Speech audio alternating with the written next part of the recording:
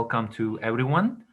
Again, my name is Fatih Atesh. I'm with the Pacifica Institute, and we are here to celebrate Black History Month 2021. So I want to remember and to pray the people who lost their lives in this pandemic. As a nation, we lost more than 500,000 people in the nation, and I don't remember the exact name and the globally, but this is I want to remember and I want to pray for those who lost their lives, and also I give the my prayers the people who lost their loved ones, the families, and may be their soul is eternal, and may God bless them. So I'm so glad to have again to Dr. Mary Wardell tonight to discuss with us uh, the her beautiful book, Twice as Good: Leadership and the Power for Women of Color. So Dr. Mary Wardell is the Vice Provost for Diversity Engagement and Community Outreach at the University of San Francisco, and she also president of the San Francisco Public Library Commission. Also, I'm so glad to serve together as a board member at the San Francisco Interfaith Council. So Yes. she's busy. Yeah. So I'm so grateful for your time, Mary, as you are with us to talk about to your book and your story in the Black history. So welcome, Mary. Thank you so much, Fatih. I'm just really delighted to be here this evening and just want to thank whoever is dialed in. I have a daughter that's in upstate New York. Hi, sweetheart, Hannah. And I have a daughter in the East Bay in Emeryville. Hey, sweetheart, Naomi, and all my friends that have dialed in. Wonderful. So I want to start with the program with the First Lady Michelle Chambers. She's our the leader in San Francisco Foundation Yeah. Faith Community. Mhm. Uh, Michelle, welcome, and could you offer us to reflection time to start the Black History Month with us, Michelle?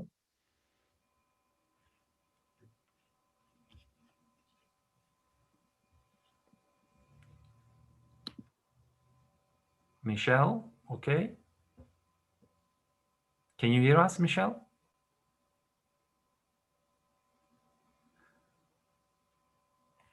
Or maybe let's try in the beginning. So I want to start with the book. I want to show the people. I want to start with your book, Mary. This is wonderful. When I got this first book, actually, I was curious about the name. Why you named the book as Twice as Good, and you beautifully actually explain in your book. Could you please talk about the story of the name of the book? Let's say at the start. Yeah, so I'll start with that. So first of all, so great to be here this evening, and happy Black History Month. But we know that it's Black History, African American history is more than a month, because we are a people that have a deep and abiding and serious history. But it's so good to be able to talk a little bit about it through my own story. So we're always, our stories are always evolving, and mine continues to evolve even, every day that I get up and live a life, as it continues to unfold. But when I wrote Twice as Good, it was an opportunity just to do a reflection on my own life up until that particular point.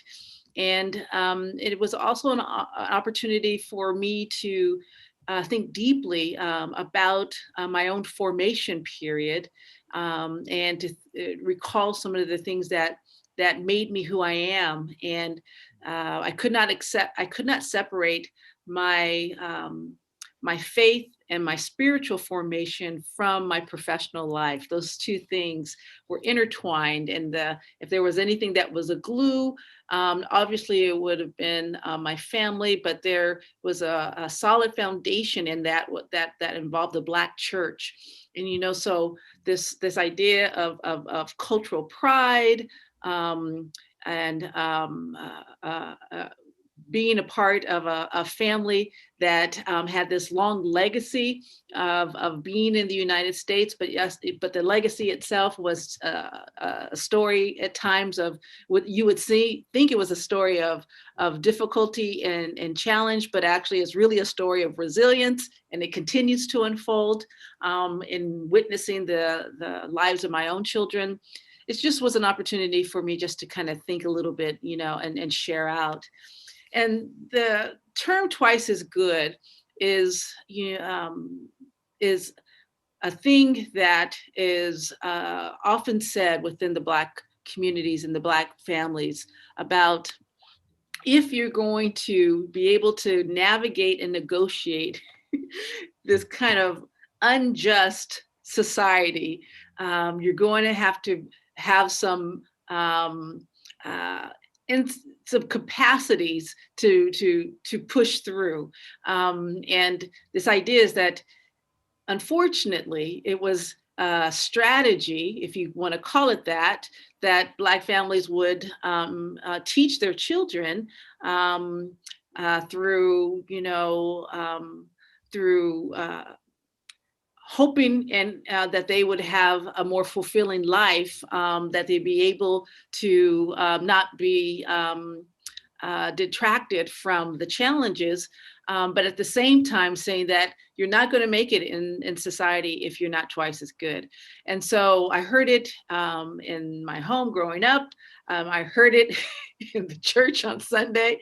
And since I went to a traditional Black church, you went to church on Sunday, that was probably about 5 hours of service. There's a little bit of break in there, especially the younger you were, the more breaks you might have in between, but it was pretty long service. And then I would hear it on, I don't know, Tuesday night was usually choir rehearsal. And then sometimes you'd have to go back for a third time, but it was, to go to church twice a week would have been a light week. And this, having all these individuals that were part of the network that was also raising you, so you don't just have your own family, but you have these other folks that are, your Sunday school teachers and your choir directors and just all these adults around you that have some type of responsibility in the church, but all the children or the youth are accountable to them too, and the interesting thing about that was that this particular group that would have been from my parents' age. My father was born in 1918. My mother was born in 1934. So they grew up in the Southern segregated South. And they had a very real understanding of how a country can say something, or a society can say something, or an institution can say one thing, such as life, liberty, and the pursuit of happiness, and everything's equal, but there's clearly a different reality, and the impact is completely different, and so there was no confusion among my parents, as well as the people that would have been their peers, which would have been the people that raised me, this whole kind of group of individuals who, by the way, even though I was in California and I ended up being a native California kid, because that's where I was born and reared, they had all come from the southern states. My mother was from Central Arkansas. My dad was from Eastern Texas. Everyone that was around us in the church were from Mississippi and Georgia. They were from Arkansas and Texas and Louisiana. All these people, and then all of my friends, we were all first generation Californians, but we were raised by this kind of generation of elders, if you want to call it, even though they weren't elders at the time, but even some of them were the people that were even older than my parents that would have been raising us in whatever role they had, even if they were just there in the church community. They were we would literally call the elder women in the church were called mothers of the church, so everyone, it was a part of your family. And even in the Black church tradition, we would even call them that. They had this cultural wisdom and a cultural understanding about what we call today inequity and inequality. But yet they had this resilience that they had mastered themselves. And so they were passing these strategies to 5, 6, 7, 8, 9, 10, 11, 12-year-old kids. And Twice as Good actually ended up being one of the primary things that they actually passed on to you. And so I was writing the book before the title came, and it became really clear to me, because I was writing a book that I wanted to write a leadership book for women of color. And I wanted to kind of put together a framework of some things that I had learned in my life and career, of being successful in my academic career and then being successful in my professional career. I just wanted to pull some things together that even pulled from my dissertation, because I wrote about women of color in my dissertation that I did at Pepperdine's Graduate School of Education and Psychology. So that was the intent of it. But when I started to write, the stories of my childhood started to weave in, and I couldn't help but say, oh my goodness, this book is about the strategy that I learned as a little kid. And so I had to call it what I had learned all my life. And I didn't realize that I had been employed it. But here's the interesting thing about Twice as Good, Fatih, is that it's actually a really unfair thing when you think about it. Why does somebody have to work so much harder, to get the same outcome as someone else? So fundamentally, the premise of that is an acknowledgement of just how unequal society has been, particularly for Black identified and other women of color. And then if you really put the intersection of race and gender, that further complicates it. And so, over the course of my life, I have had an opportunity to work with, now 28 years I'm working in higher education, working in college and university environments. I've kind of worked with some generations of young people, accompanying them, educating them, and being with them. And I've actually, been in circles with young college women, young women of color who are frustrated about that. They want to resist that notion. They may say, Dr. Wardell, but somehow I got muted. So that isn't how things are supposed to be. And I understand their stance, because I was like, you're absolutely right. That isn't how it should be. Yet at the same time, I can only own my own story. I can only be the master of my own story, and embrace all of it. And so that is the story of my life.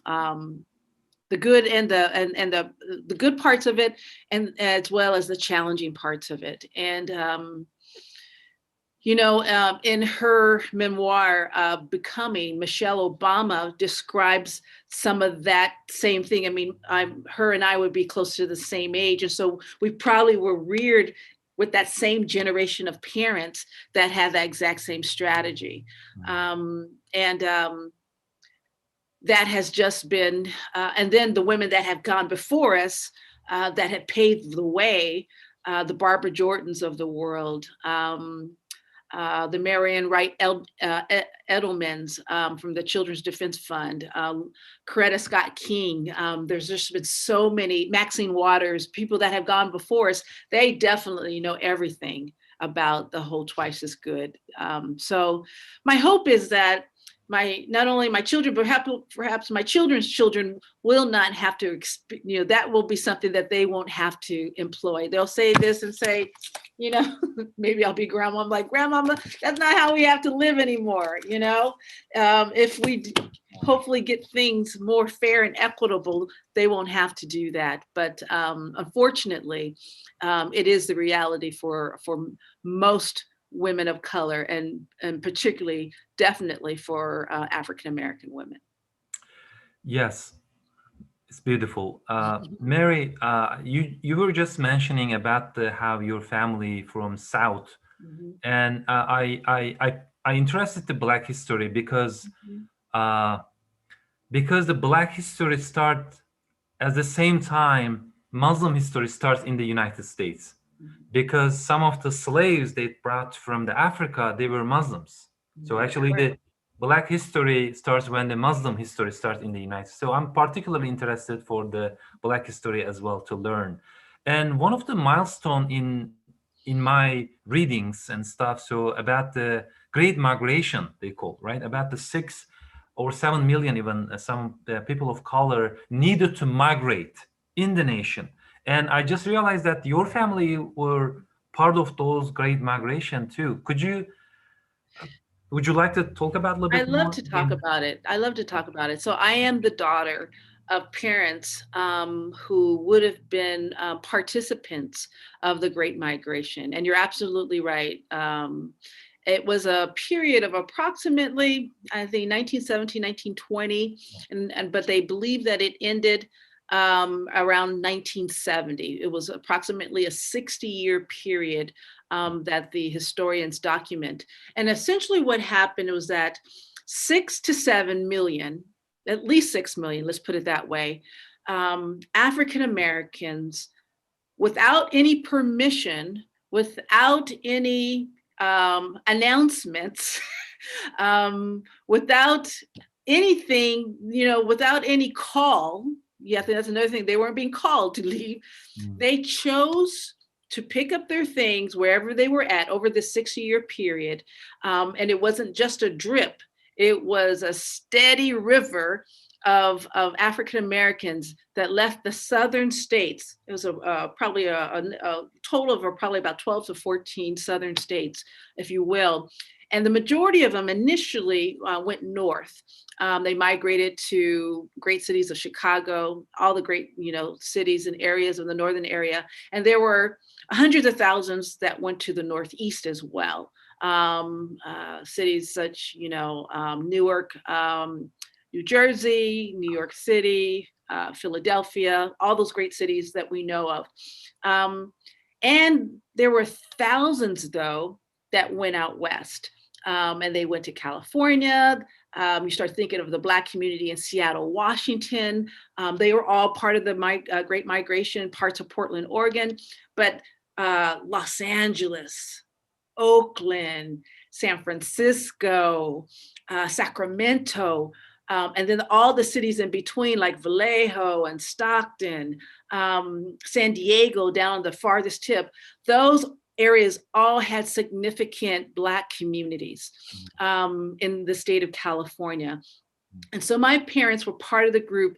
They arrived in California in 1953, and they uh, all the migrants, the primary mode of transportation was trains, or also the Greyhound, the bus, but the primary mode is that they would take trains. And when you arrived in California, you usually arrived in Los Angeles because you have to go through the Central Station in LA.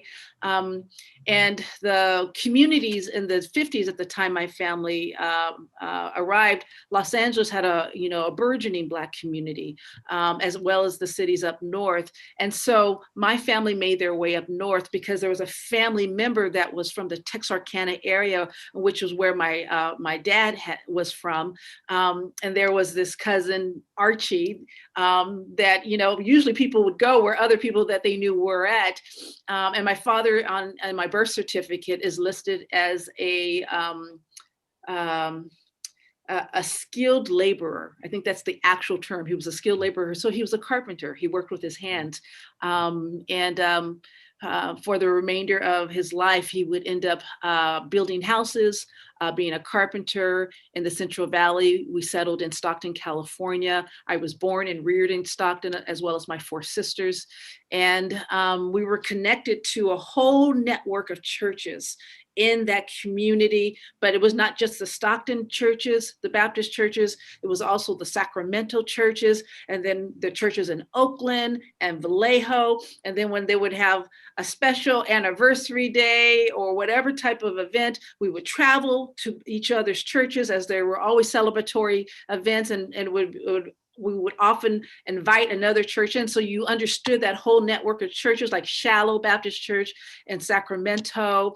I'm trying to, there was so many just great churches. And I mean, that's how I actually traveled, because we would be going to another church's home, whatever day it was happening, church anniversary, it was something, and traveling, and the choirs that we sang in. And it was really, that formation, that spiritual formation that was grounded in family, but were grounded in the life of the body of the Black church. This idea of faith and our, faithfulness, a belief that we could be and do anything, an immersion in creativity, because every Sunday, you're immersed in this kind of creative verbal expression of understanding who God is, and the sermons and the way that the sermons were preached. As I got older, I found out that I was immersed in a liberatory, a gospel of Jesus, that Jesus was not meek and mild. I found out other people's Jesus was meek and mild, but the Jesus that I grew up in listening to was actually was with the poor. He was with the destitute, and he was strong, and he was courageous, and he was not only a redeemer, but he would fight for the oppressed. And so, so this idea of this liberation theology, I would learn later in college about liberation theology. I was like, that's what I grew up with every Sunday. I didn't know that it was a thing. I learned about Black liberation theology. I was like, that's my upbringing. I was like, I heard those type of liberatory messages, because what was liberating about them was that in the Black church, you couldn't separate the political self from the religious self.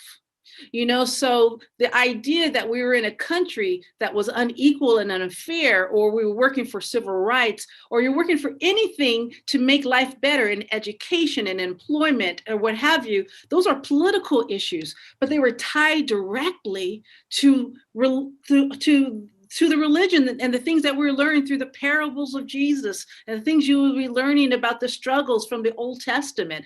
And so these two things are merged in the Black church. So this idea that we were not poor and destitute, we were like the children of Israel, even if sometimes they have to, wander in the desert, eventually you would be delivered.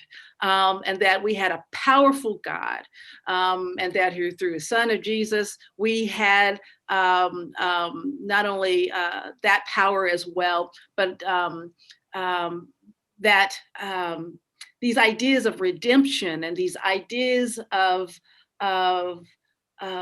not only second chances and third chances, and these ideas that God's mercy is deep, was deeply ingrained in my formation. And so, so even when I think about Twice as Good, and I think about the leadership framework that I tried to write in this book, that spiritual formation is woven into everything, because in my cultural DNA that is passed down from those people, and most of those people that raised me, they're no longer they're no longer alive in the body, but their spirit is there. That cultural DNA was passed to me, this kind of redemptive story of a people that can go through deep oppression, Black people in America, and how we would always make it out and make a way out of no way, and all the music and the songs and the sermons and the Sunday school lessons and sitting in the bus going, to other churches, all of those things were making me to become the woman that I am now. And so,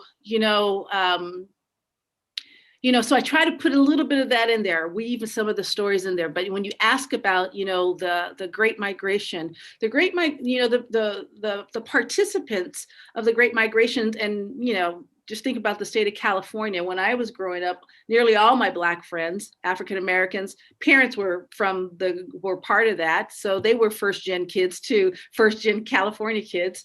And so all that, you think about the Californians now, all the Black Californians are descendants of that movement. Some of them are direct descendants, maybe individuals who are on this call right now, so they can tell you directly what it was like to live in the Jim Crow South. By the way, it wasn't that long ago. And you can see why some of the problems that we're having today are because we as a nation, we actually have not been outside of legal separation and legal inequity for not very long. As a matter of fact, even when the law changed, the practice continued. So, what we see today, with the violence against Black bodies, the ways in which young Black girls, Georgetown Law Center did a really powerful report on what they call the adultification of Black girls in America, and how did a whole research study on how in the school system and in society, but particularly in the school system, how Black girls started at the age of 9, how they are treated differently in their classrooms and in the schools. And what happens is that society sees Black girls as older than what they really are. So a 9-year-old girl gets treated like she's 15. A 12-year-old girl gets treated like she's 18. A 15-year-old girl gets treated like she's a 25-year-old woman, And so how these girls are fighting for their girlhood. But society, teachers suspend them fast. They're not given the preferential tenderness that white girls get, and so this whole ways, and it's not just the bodies that are being violated against, and the slaying that we see in the streets, and what we sometimes hear on the news, which is devastating or horrific. It's happening in public school districts all over the country, and so, and we see it even with Professor Kimberly Crenshaw with the campaign that she had said, Say Her Name campaign. And the reason why Professor Crenshaw, who's the one that coined the term intersectionality and has given us so much through critical race theory to help us understand and make sense and analyze these issues, she had said that that America does not acknowledge the ways in which it harms Black girls and Black women.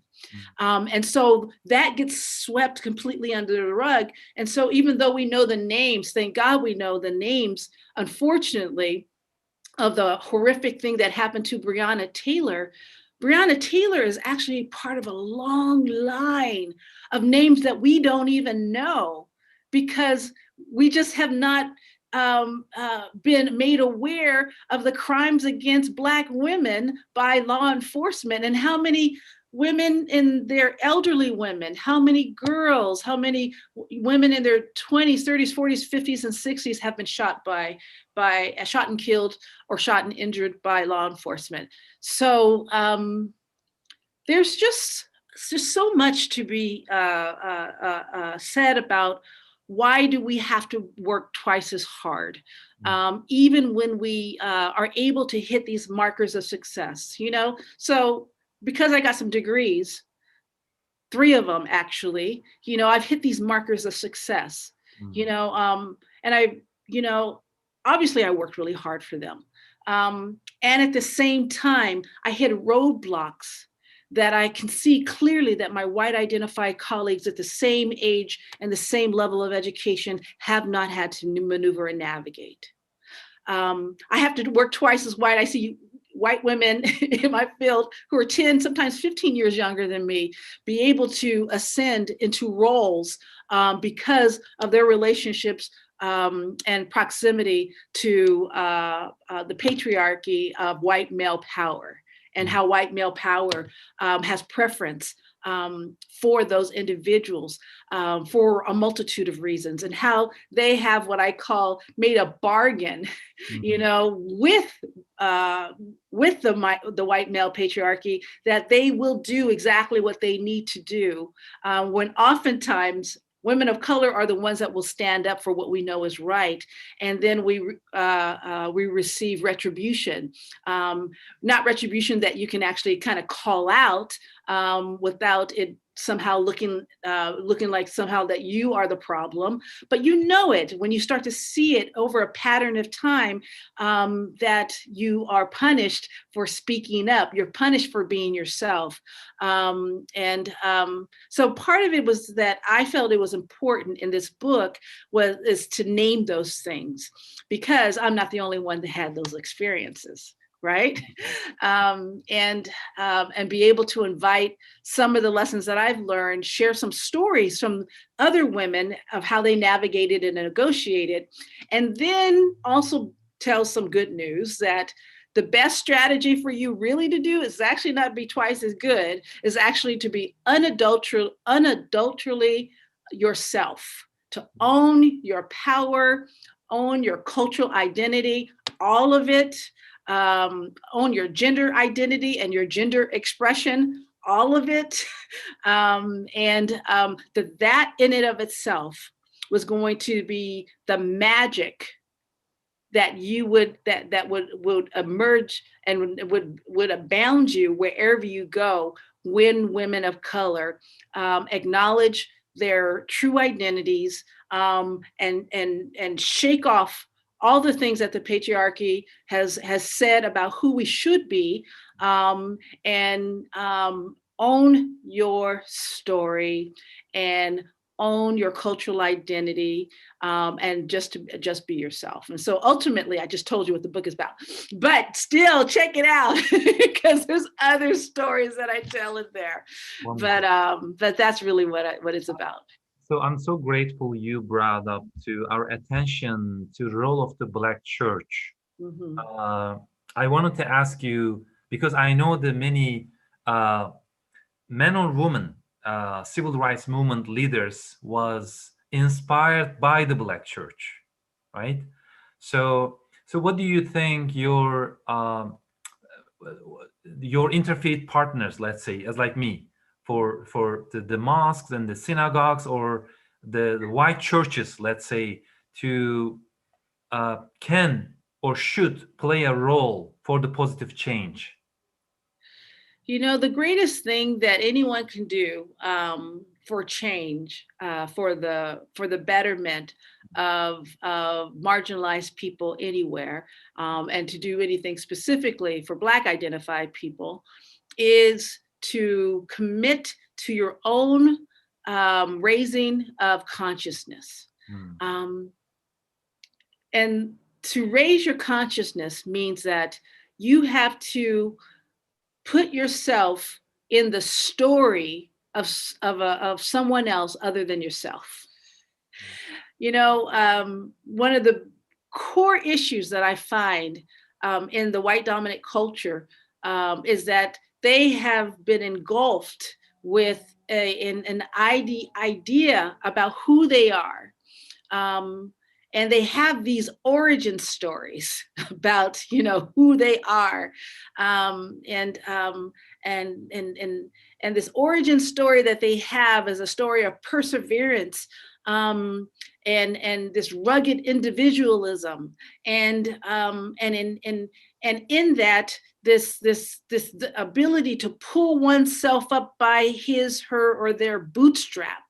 And thereby comes this sense of deservedness that people have about themselves, because they've crafted this whole origin story about who they are as it relates to others. But yet, when you start to look a little bit more in the origin story of someone else, I mean, you could read, you know, some other histories, but just show interest in learning about other people's story. So when you then all of a sudden get outside of your origin story and you start to find out like I just shared about my origin story.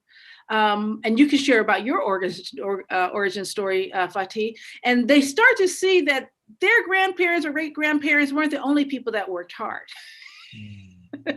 You know, this idea that somehow or another we worked harder and we've earned everything that we have. And then they might start to find out, you know what? Black people work really hard too. As a matter of fact, they were the backbone of this country, as well as Chinese American people. My goodness, they work really hard too. They were the backbone of this country. Oh, and by the way, Latinx people work really hard too. They were the backbone of this country. You know, and to do that, when you start learning about the histories of other people, then you start learning about, oh, wow. So you grew up in this neighborhood because of something that's called housing covenants. What are housing covenants? Oh, the things that municipalities put in place to say that this family of this race and background can only live in this community. Yeah, those things were in place pretty much up until the 70s. Oh, and did you also know that your family had to save money, basically pay a house with cash, because no financial institutions would lend a mortgage to Black families for the good part of the 20th century until later in the second half of the 20th century. So if you were a homeowner, if you were a Black homeowner, you had to be able to buy your home. That means that you had to save your money, and then that means oftentimes you would live in an area where you can afford the house because there's no financing available to you.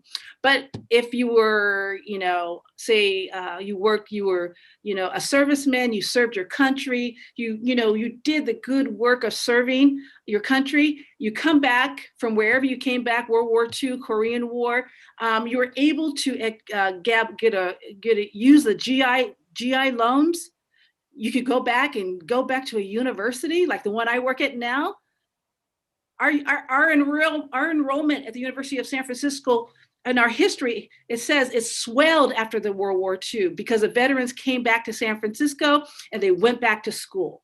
And that was really the beginning of the surgence of our school. But you know what? There was no Black people. There was no Black males in that group because these things were denied by their federal government. So they didn't get, and those Black veterans didn't get those benefits to go buy a home like those white veterans did. And so what's the primary way in which people build wealth in the United States? Home ownership.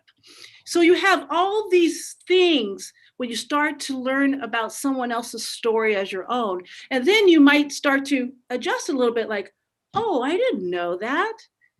So you mean that the neighborhood that I grew in and the way that we gained wealth in our family. So we had employment advantages, we had housing advantages, we had advantages in where we could live. So the property values would increase more.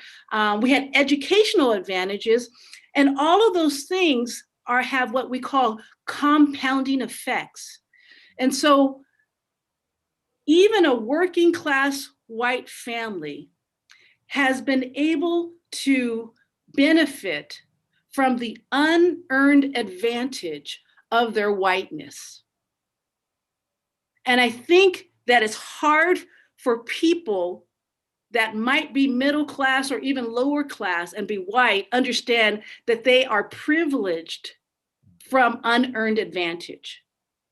But you wouldn't know that if you didn't know about somebody else's history and someone's story and how this country actually operated for the last 200, 300, 400 years. So when you ask what is it that people can do, get out of your own head and get out of your own life and start understanding what the life of somebody else might be like. And that is the place where understanding starts to happen. That is a place where consciousness starts to grow. And that is a place then, and only then, might you be able to do the work of solidarity. Because you can't do solidarity work if you don't know nothing about anybody else's story but your own. Because then you're able to look at your story, and it doesn't say that your story is bad. You just know that, oh, this deservedness thing that I got going on, that somehow or another that we deserve something more, or other people are taking something from me, and this kind of scarcity thing that we got going on, you're able to actually put that in place a little bit better. That's if you're willing to do that courageous work. Or otherwise, you can kind of stay in a small space where where your world is not factual, but it makes you feel better. Or you can be in a broader space, saying that actually we've all been, what's the word? We've all kind of been hijacked, if you will, from a capitalist system that has us pitted against each other because we actually don't know the full stories about other people, and so Martin Luther King had said that that we're tied in a web of mutuality. This idea of one person's liberation is tied into the other. I think that if we're going to do any liberation work, and I believe that the Black church has been, even though it has its problems with sexism and its own misogyny issues as well, which a lot of faith and religious traditions have, it still has this liberatory message that I think has always been very powerful. And so one of the things that I do think is that I think we're being called as people of faith. So regardless of what a faith or no faith at all, to try to understand what does solidarity mean, to be in solidarity with people who are on the margins, or people who have had histories different than yourself. And then when you do that, I believe that it creates a sense of solidarity for everyone. And that you move from a place of scarcity towards a place of abundance. And you realize that my liberty is directly tied to your liberty. And that in solidarity, that's where we find our peace. That in solidarity, that is where we find our joy. And in solidarity, that is where we find our capacity to be whole. And that's the work of faith, of people whether they're religious or non-religious. That is the faith that we have to do. We have to understand what real solidarity means. Yeah. And you can't do it until you start to read, listen, immerse yourself in the story and the narrative of someone else outside of yourself. Wonderful, Mary. I think I'm so glad, and your leadership in the San Francisco Interfaith Council as well. You do a wonderful job, and also your work in the University of San Francisco as a diversity engagement and community outreach. And before we go to Michelle's reflection, final message I want to, or the final question I want to ask you to, what message, what wisdom, if you like, you hope to share with the woman of color, or the Muslim woman, or the Latino and the indigenous woman, especially for the young women? Absolutely. What's your message? Oh, my message is be yourself, do you, and do yourself, in a grand way. And my message also is make sure you plan your financial resources.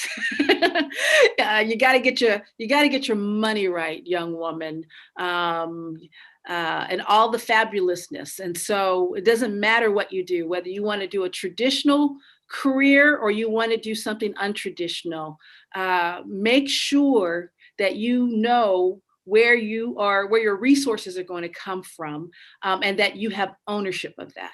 Because when you have financial ownership, that when you have your own money, that gives you a lot of confidence. Okay.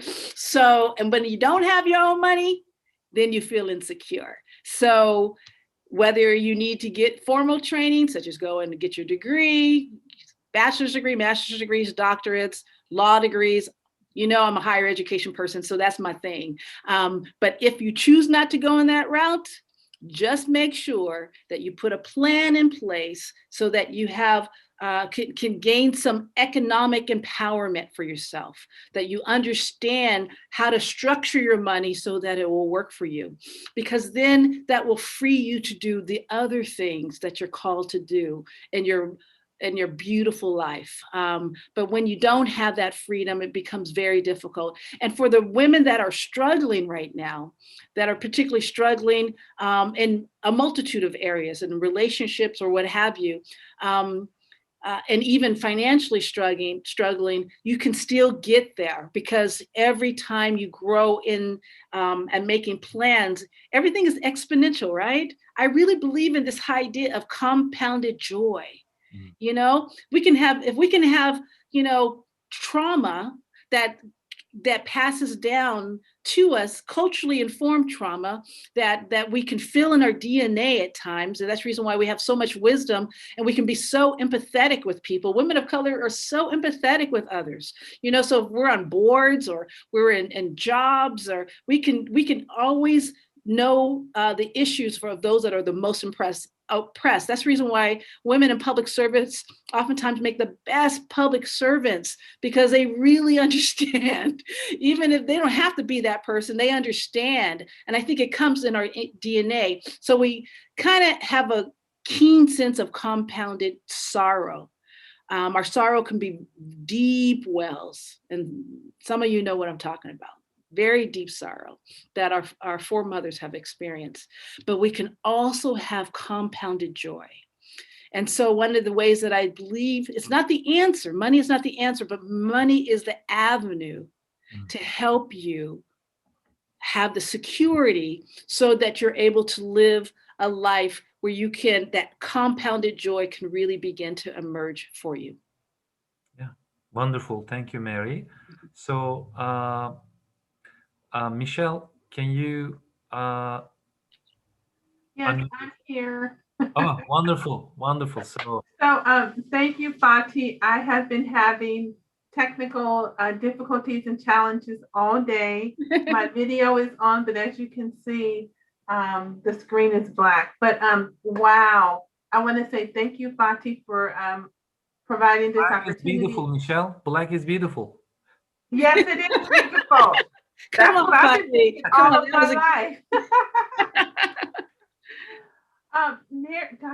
Mary, that is, gosh, I can't wait to get your book. I was like, oh my goodness, I know exactly what she's talking about. I grew up like that too, like all these family members. But my reflection is that, you said so many things. And so with Pacifica really providing the tools and the instruments for a lot of interfaith and interracial exploration, that's the first step in how we are really going to understand each other, understand the history of our country and how we all are a melting pot, and really understand some of the trauma that has happened with many, many different cultures and how we are supposed to support each other, because the structures of the government that we coexist within really doesn't want any unity or solidarity amongst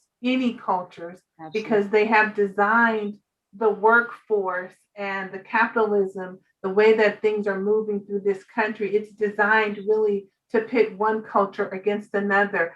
I'm so glad that Mary referenced the enslaved workforce that moved into the Black workforce, and then it moved into the Chinese workforce. That was very intentional. Very intentional. And now it's moving, into another workforce. And the one common thread amongst those workforces and our larger government structure is that it's just continuing to pit each community against the other. And that is not how we are going to be able to solve any of our interracial and interfaith issues. And so I just want to encourage everyone to, number one, go and read Mary's book. So order that book ASAP. And then number two, challenge yourself. We are doing, those of us who are within the Protestant and Christian faith. We are doing Lent now.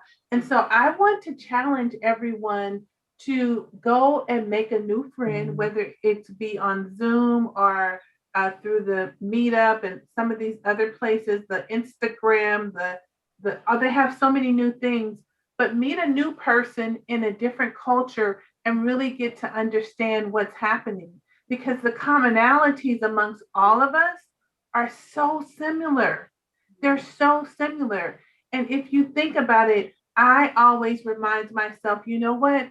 I need to really understand and open myself up, because at the end of the day, we're all human and we all need nourishment, which is food, to be able to fill our bodies, to be able to move on so that we can continue to provide the resources and the services to our community. So I challenge us all to, we're in celebration of the Lunar New Year and in celebration of Black History Month. And next month we will be in celebration of Women's International Month. And I'm not going to even go down there because there's so many little diggies there. But I want to challenge us all to just open up our minds and our hearts to be able to receive another experience from another culture, to be able to kind of mirror it against ours and see what the commonalities are. And so that we can open our hearts a little bit bigger, so that we can have the empathy that we need and the humility that we need, whatever our spiritual pathway is, to be able to provide the care and the nurturing and the love that's necessary for all of us to walk down the road. Now, in my case, I'm a Christian, so my road would be Jericho. But for us to walk down the road of Jericho together, hand in hand, arm in arm, shoulder in shoulder, as Dr. King and so many of those interfaith religious leaders did when he was alive, because he didn't do this alone. It's just that the media pumped him up, but it wasn't him alone. So again, thank you for this time, Fati and Pacifica, and thank you, Mary, for sharing with us. Thank you so much, Michelle, for your words of wisdom. Really lift up all of us. Thank you, Michelle. Michelle Miles Chambers she's a senior program officer at the San Francisco Foundation Faiths community, and I'm so honored and humbled to be part of the Faiths group and to promote interfaith dialogue and respect and the community service in the Bay Area. So I'm so grateful to be part of it. Thank you, Michelle. The friends in the call, I have some questions, but the people on the call, please ask your questions and stuff. And if you please raise your hand, we can unmute you, and then you can ask your question if you like, or you can just share your question directly. So the one question I have, Mary. Very inspiring talk. Looking forward to read the book soon. I might miss, but can you share your role model, woman as a brief story of her? Wow, thank you for that question. I have a lot of people in my mind right now. Well, I will have to say that my mother was a role model in the ways in which she carried on after the death of my father, when me and my younger sister were still growing up. I had 3 older sisters, so she had to raise us by herself, and I didn't realize it at the time, but she was, it was difficult to raise 2 girls by yourself. But one of the stories I'll tell you that I think I shared in the book, I think it was one of it. She didn't drive a car until after Daddy died. And so there had been, I don't know how many months it had been that I think it was a Chrysler. It was sitting in the driveway. It was a pretty new car. Well, there was 2 cars. That he had an old Impala that she sold off, but but the Impala, but the Chrysler was, you know, was pretty new car, and she didn't know how to drive it. So we caught the bus everywhere, we walk everywhere. And then one summer, we would walk into the local high school, and this point, I'm not. I might be middle school age, but so I hadn't even started going to high school yet. So we go to the local high school. That's the first time I walk into the local high school, because my mother would take an adult driver's class, and that was offered at the local high school. You know, of course, it would be offered there. And I'll never forget sitting at the hard desk in whatever the classroom was, and she would be there. She had her book, and then I would have my little stuff, because, you know, I was always reading something.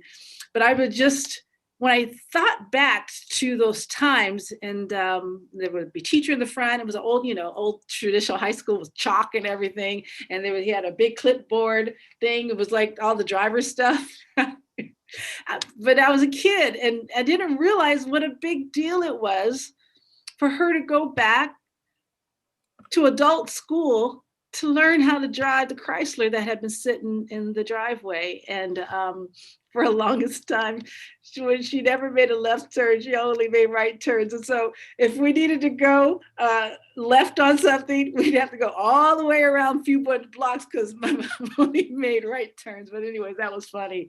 I was like, oh no, we can't go on, because Mama doesn't make left turns. She only makes right turns. But she's a leadership. That's the leadership role model, you know? When a woman is left with a difficult situation in life, with a traumatic situation in life, and to witness how she pushed through, that's a model of leadership. Wonderful. Thank you for sharing, Mary. Mm-hmm. Wow. So, hello, how are you? Good. How are you? Welcome in, Gregory. I am better than good, better than most. My question is, Please share your question. 400 years of slavery, Mm-hmm. yet nothing is better. Rodney King, the recent horror stories, the Malcolm X letter that came out today from the police department, how his bodyguards were jailed and he had no protection when he walked into the room. San Francisco Police Department, white privilege. And nothing has changed. What does the Black community have to do in America today? How long, not long, to find freedom of justice for all? What is necessary for this community? I just got off the phone, the president of the 100 Black organization, about the police department and how the police department right now, today, has white privilege. They have a Black command staff, has openings that just graduated with his criminology degree, still not being promoted. And you have high school students being promoted today with a top cop that's Black in the San Francisco Police Department. And then one final question. San Francisco Unified School District just told the San Francisco police officers, don't come in our school system. What's going to happen when all those kids go back to school and there's no police? Something is going to happen. Thank you so much. Seriously. Thank you so much, Gregory. There's a lot that's there. Well, one of the things that I will say is that the lives of Black folks that have lived generationally over these last 450 years, even the lives that were laid down for the good of the nation that didn't love love us back.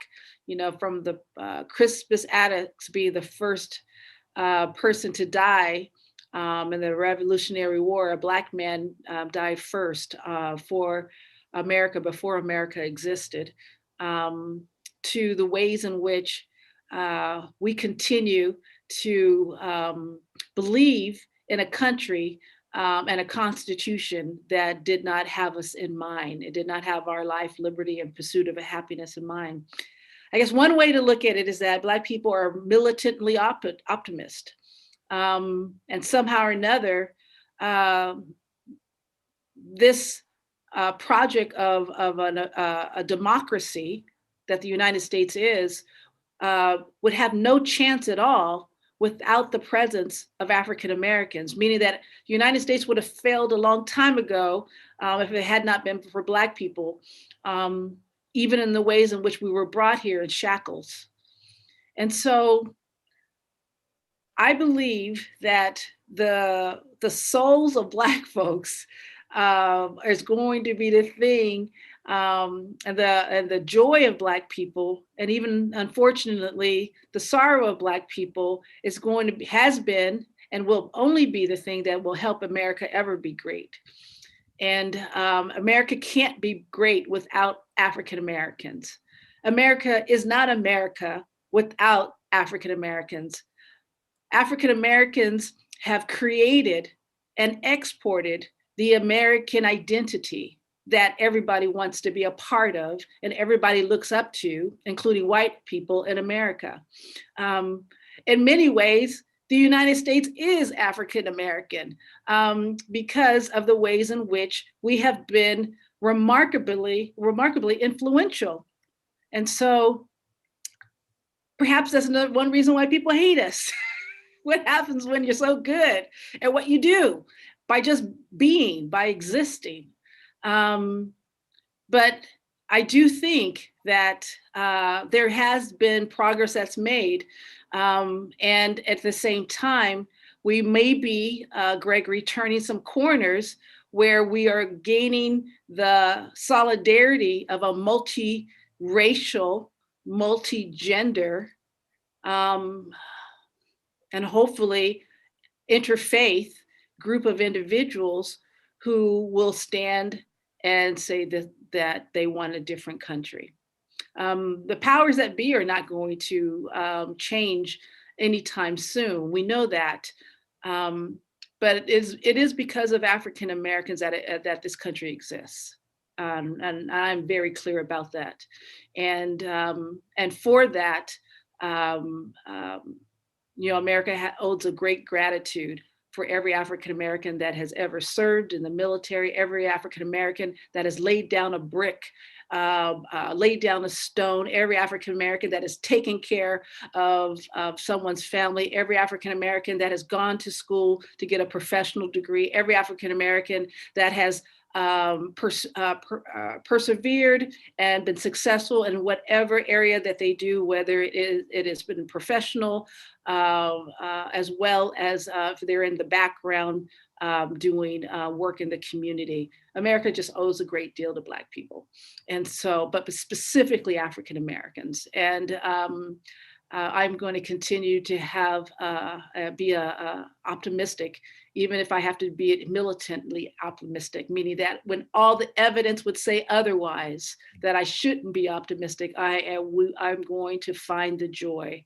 And that, by the way, comes from the spiritual formation that came through my family and my ancestors, and it's grounded in the Black church experience. You will be finding me as your brother for this fight, Mary. Thank you so much. Thank you so much for having me, Fatih. Of course. So I want to end with one message we received from our audience. It was beautiful. So Mary, it was very inspiring listening to you. Thank you for the great talk. I wanted to share a conversation that happened between a 9-year-old boy and his mother today before I joined your talk. He was watching the TV and saw a very successful Black Muslim woman. The boy said, wow, She's so successful despite the 3 strikes. I was surprised that he was aware of our strikes as women of color. Just wanted to share. He meant being a woman, a colored woman, a Muslim colored woman. Thank you for being a role model for all the women with strikes. That's I think beautiful. That children are brilliant. Yeah, I can't wait to see what happens with that little boy as he grows up and he grows into the person that will change the world where he's located. Thank you, Mary. Saying with that, twice as good. Get the Mary's book. This is beautiful. I'm almost finishing up. So, Dr. Mary Wardell from University of San Francisco. It was pleasure to have you. Thank you. Thank you so much. Have a great evening, everyone.